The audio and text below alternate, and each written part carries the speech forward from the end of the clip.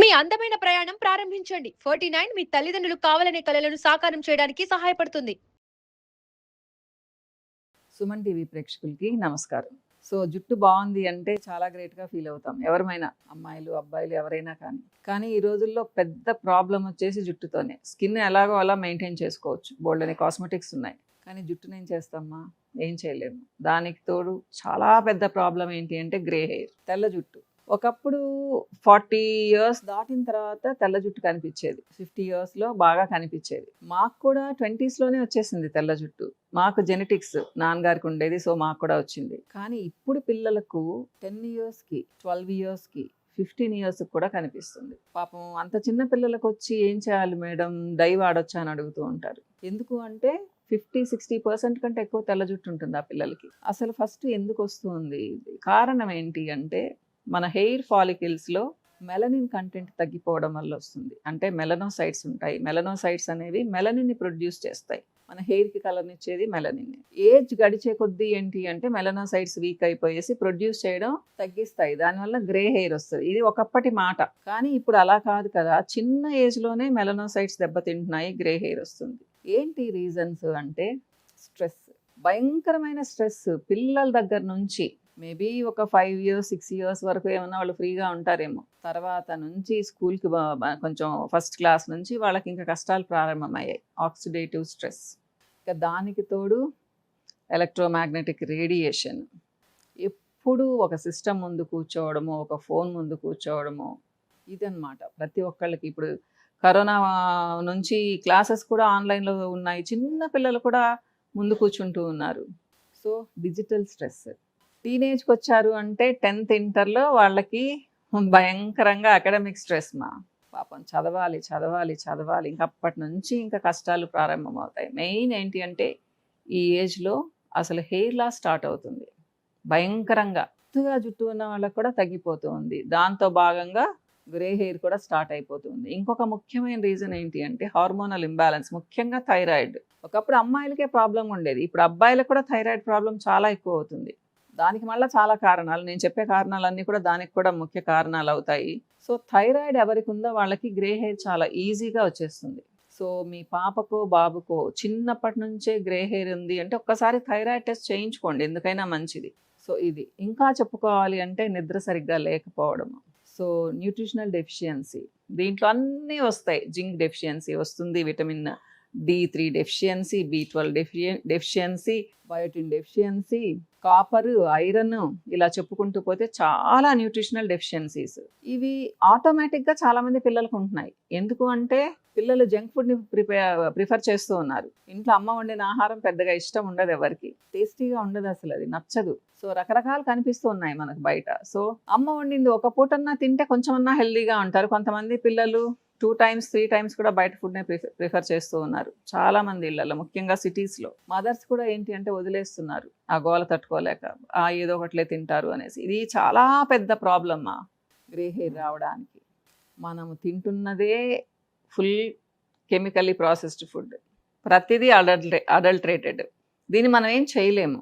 కానీ మనం కొంచెం ఓపిక్గా ఒక కూరన్నా పిల్లలకు వండి పెడితే వాళ్ళు అది తిన్నారు అంటే అంతో ఎంతో న్యూట్రి వాల్యూ పెరుగుతుంది వాళ్ళకి. కానీ మనం ఏం చేస్తున్నాము, బిజీగా ఉంటాం. జాబ్ చేసేవాళ్ళు బిజీగా ఉంటారు, హౌస్ వైఫ్స్ కూడా పిల్లలు గోల చేస్తే ఎందుకులే వాళ్ళకి ఇష్టం వచ్చింది ఇచ్చేస్తే సరిపోతుందిలే అనేసి ఇచ్చేస్తూ ఉన్నారు. ఇది కూడా చాలా చాలా పెద్ద కారణం. మంచి ఫుడ్ తినకపోవడం. మంచి ఫుడ్ అంటే కాస్ట్లీ ఫుడ్ కాదు ఇక్కడ, హై న్యూట్రిటివ్ వాల్యూ ఉన్న ఫుడ్ తినకపోవడం, ఫ్రూట్స్ తినకపోవడం, వెజిటబుల్స్ సరిగ్గా తినకపోవడం. మీరు నమ్ముతారా, కొంతమంది పిల్లలు 16-17 years వచ్చేంత వరకు పొటాటో తప్పితే ఇంకో ఏ వెజిటబుల్ తినరు. పొటాటో చెడ్డదని నేను చెప్పను, కానీ అంత మంచిదేం కాదు. వాళ్ళకి ఆకుకూర తినరు, బీన్స్ తినరు, కనీసం టొమాటో కూడా తినరు. వాళ్ళ మదర్ సింపుల్గా తినరు మేడం, అందుకని చేయను అని చెప్తూ ఉంటారు. సో నేను వాళ్ళకి చెప్తూ ఉంటానమ్మా, మీరు ఎన్నో విషయాలు నచ్చ చెప్తారు, పిల్లలకు ఫుడ్ విషయంలో ఎందుకు నచ్చ చెప్పరు అని చెప్తూ ఉంటాను. ఫుడ్ డిసిప్లిన్ చిన్నప్పటి నుంచి నేర్పించాలి. ఈరోజు ఒక కూర చేస్తే ఆ కూరను పిల్లలు తినేటట్టుగా ఉండాలి, దాని టేస్ట్ గురించి ఆలోచించకూడదు. రెయిన్బో కలర్స్ అని చెప్తాము, అన్ని కలర్స్తో ఉన్న కూరలు రోజుకొకటి చేసుకోవాలి. ఒక్కొక్క కలర్కి ఒక్కొక్క న్యూట్రిటివ్ వాల్యూ ఉంటుంది, ఒక్కొక్క యాంటీ ఆక్సిడెంట్ స్పెషల్గా ఉంటుంది దాంట్లో. అందుకనే మనకి ఇన్ని రకాల కూరగాయలు దొరుకుతూ ఉన్నాయి, ఎంత ఎంజాయ్ చేయొచ్చు. పెద్దవాళ్ళకేమో చెప్పే ఓపిక ఉండదు, పిల్లలకేమో నచ్చవు. సో ఎప్పుడు జంక్ ఫుడ్ తింటూ ఉంటారు చాలా మంది ఇళ్లలో. ఇది అన్నిటికంటే పెద్ద కారణం. ఇన్ని కారణాలు పెట్టుకొని మా బాబుకో పాపకో తెల్ల జుట్టు రాకూడదు అంటే మనం ఏం చేయలేమ్మా. వస్తుంది. ఇంకా ముందు ముందు 5 ఇయర్స్ పిల్లలకు కూడా రావచ్చు. ఒక 30-40 ఇయర్స్ తర్వాత పుట్టిన పిల్లలకు కూడా గ్రే హెయిర్ రావచ్చు. అప్పుడు అసలు ప్రాబ్లమే లేదు. అందరికీ గ్రే హెయిర్ అయితే ఇంకా నల్ల జుట్టు కావాలనుకునే వాళ్ళు ఎవరు ఉంటారు కదా. సో రాబోయే పరిస్థితుల్లో అంటే కొన్ని సంవత్సరాలలో ఇదే పరిస్థితి ఉంటుంది. ఇంకా కనుబొమ్మలు అన్నీ కూడా గ్రే హెయిర్గానే వస్తాయి. అంటే మనకి స్టామినా తగ్గిపోతూ ఉంది. బాడీలో స్టామినా, మనం తీసుకునే ఫుడ్లో న్యూట్రిటివ్ వాల్యూ తగ్గిపోతూ ఉంది. రాంగ్ చాయిస్ తీసుకుంటూ ఉన్నాం ఫుడ్ విషయంలో. కావాల్సిన న్యూట్రియంట్స్ అందడం లేదు. ఇది అన్నిటికంటే పెద్ద కారణం. ఒక్కసారి గ్రే హెయిర్ వచ్చింది అంటే పోవడం అనేది చాలా కష్టమ్మా. ముఖ్యంగా మేము చిన్నపిల్లలప్పుడు బి కాంప్లెక్స్ డెఫిషియన్సీ ఉండేది కొంతమంది పిల్లలకి. అంటే పాపం వాళ్ళ ఇంట్లో పరిస్థితులు బాగలేనప్పుడు, వాళ్ళు సరిగ్గా ఫుడ్ తీసుకోలేనప్పుడు ఉండేది. వాళ్ళు బి కాంప్లెక్స్ సప్లిమెంట్స్ వేసుకుంటే తగ్గిపోయేది. మేము చిన్నప్పుడు అంటే మాకు 10-15 ఇయర్స్ ఉన్నప్పుడు. ఆ పరిస్థితి ఇప్పుడు ఎవ్వరికి లేదు. అందరూ చక్కగా తింటున్నారు. ఎవరికి తగ్గట్టుగా వాళ్ళు చక్కగా వండుకొని తింటున్నారు. కాస్ట్లీ ఫుడ్ కూడా తింటూ ఉన్నారు. ఆ కాస్ట్లీ ఫుడ్ తినేదంతా చెత్త తింటున్నారు. అది బాధ. సో ఆలోచించుకోండి. ఇవన్నీ కారణాలు. అయితే ఏం చేయాలి? ఏం చేయడానికి లేదు మా. ముఖ్యంగా 20 ఇయర్స్ లోపల, 25 ఇయర్స్ లోపల నేనైతే డైలు వద్దంటాను. ముఖ్యంగా టీనేజ్ పిల్లలు కూడా వాడకండి. హెన్నా పెట్టుకోండి. కొంచెం కలిసిపోతున్నట్టుగా ఉంటుంది. మంచి హెన్నా కానీ పెట్టుకున్నారు అంటే రెడ్డిష్ టింజ్ వస్తుంది, బ్రౌనిష్ టింజ్ వస్తుంది, హెయిర్లో కలిసిపోయినట్టు ఉంటుంది.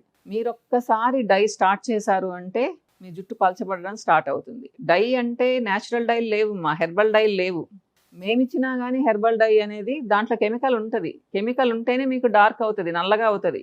సో నల్లబరిచే హెర్బ్స్ ఏమీ ప్రపంచంలో దొరకడం లేదు. ఇది ఒకటి గుర్తుపెట్టుకోండి. పాపం కొంతమంది తల్లులు అమాయకంగా మా బాబుకి హెర్బల్ డై వేసాం మేడం అంటూ ఉంటారు. అదేదో చాలా సేఫ్ అన్నట్టు. సో జుట్టు ఊడిపోవడం స్టార్ట్ అవుతుంది. మా మీరు పర్వాలేదు, నా బిడ్డకి నల్లగా జుట్టు ఉండాలి, నేను డై వేస్తాను అంటే వేసుకోండి, ఇబ్బంది లేదు. కానీ హెర్బల్ డైలు అయితే లేవు మా.